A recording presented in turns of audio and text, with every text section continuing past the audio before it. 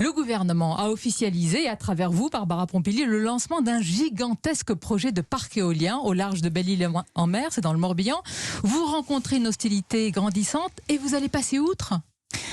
Écoutez, l'éolien et le développement de l'éolien en France, c'est vital. Vital. Nous avons besoin de développer les énergies renouvelables dans notre pays. Nous sommes très en retard. Très en retard. Par rapport à qui ? Par rapport aux autres pays européens. En Europe, aujourd'hui, est-ce un argument valable ? En Europe, aujourd'hui, on a 5000 mâts d'éoliennes qui sont implantées partout. En France, 0.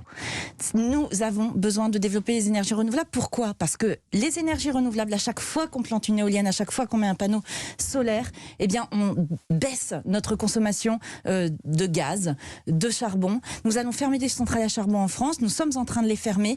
Pour ça, il faut les remplacer. On va en parler, mais une grande partie des habitants vous interpelle, Madame la Ministre, en vous disant comment on peut promouvoir une telle laideur, c'est le mot utilisé, face à la beauté des paysages des côtes, sans tenir compte de notre avis à nous, les habitants. Alors d'abord, on tient compte de la vie des gens. Il y a un référendum ? Oui. Il y a des procédures qui existent, et notamment des débats publics. D'ailleurs, des procédures qui ont été améliorées avec le temps, justement pour tenir compte des expériences passées. C'est quoi une procédure ? C'est un référendum ? Je ne comprends pas. Ah non, ce n'est pas un référendum, c'est une consultation où on rencontre les différents acteurs et on regarde où on peut implanter une zone. Avant, les zones, elles étaient prédéfinies. Ce qui a été amélioré, c'est que maintenant, on a une très très grande zone et on discute avec les riverains, avec les pêcheurs, avec les entreprises, avec les associations pour regarder où on pourra le mettre pour que ce soit le mieux. Par exemple, je vous donne l'exemple de Saint-Brieuc, au large de Dunkerque. À la fin, Madame Mabrouk, effectivement, il y a une décision qui est prise par des responsables politiques. C'est l'État qui décide. Mais après de nombreuses consultations. Sur les parcs éoliens, là, on est sur le 9e parc éolien qui est annoncé.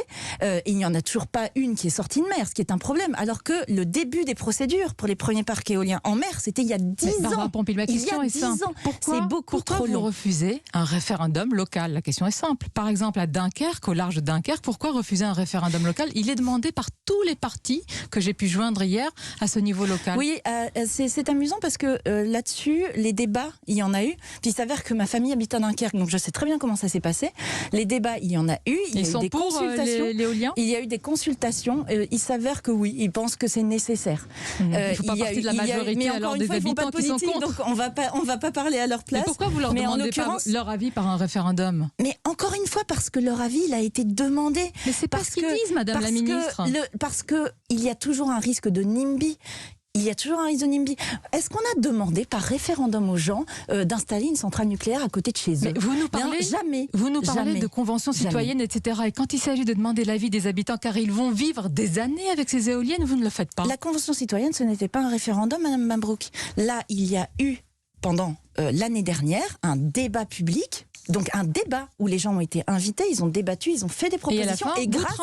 Et grâce à ces propositions, on a éloigner un petit peu le parc des côtes. On a tenu compte des pêcheurs qui nous disaient attention parce qu'à tel endroit, il faut qu'on puisse passer. Menace pour la biodiversité marine également, vous disent les pêcheurs en baie de Saint-Brieuc également. Alors, je vous entends égrener un à un tous les arguments qui sont donnés par des acteurs de l'anti-éolien. Non, ce sont des pêcheurs en baie de Saint-Brieuc. Il me semble que ce sont des citoyens comme nous autres. En baie de Saint-Brieuc, par exemple, qui est un autre parc, il y a eu des études qui ont été faites même bien au-delà des obligations légales pour regarder l'effet, par exemple, du bruit sur les coquilles Saint-Jacques, puisqu'il s'avère que les coquilles Saint-Jacques sont pêchées en baie de Saint-Brieuc.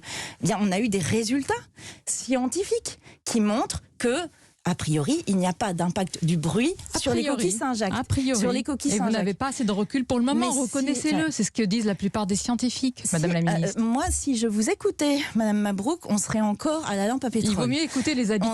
Donc les habitants qui ne veulent pas l'éolien sont à la lampe au pétrole. Non, je dis qu'il peut y avoir des oppositions, mais qu'à un moment, il faut prendre des décisions et agir. Encore une fois, moi, la question que je pose, c'est que fait-on si on ne met pas d'énergie renouvelable? Nous avons l'Agence internationale de l'énergie, donc c'est pas des gens, comment on pourrait dire, des écolos en tongs ou je ne sais quoi, qui a dit que les énergies renouvelables étaient absolument essentielles pour faire la transition énergétique. Ils ont dit qu'il fallait qu'il y ait 90% d'énergie renouvelable dans le monde. Mais pourquoi vous ne parlez pas à un moment de l'esthétique, des paysages? Ça ne vous choque pas? Parfois, je vous demande vraiment très sincèrement votre avis, votre conviction sur une éolienne, que ce soit en mer ou pas, pendant 20, 30 ans, ça ne vous interpelle pas? Alors d'abord, l'esthétique, c'est vraiment une question très subjective. Et deuxièmement, il y a justement des concertations qui sont mises en place pour tenir compte des aspects paysagers. Ça fait partie des choses qui sont prises en compte.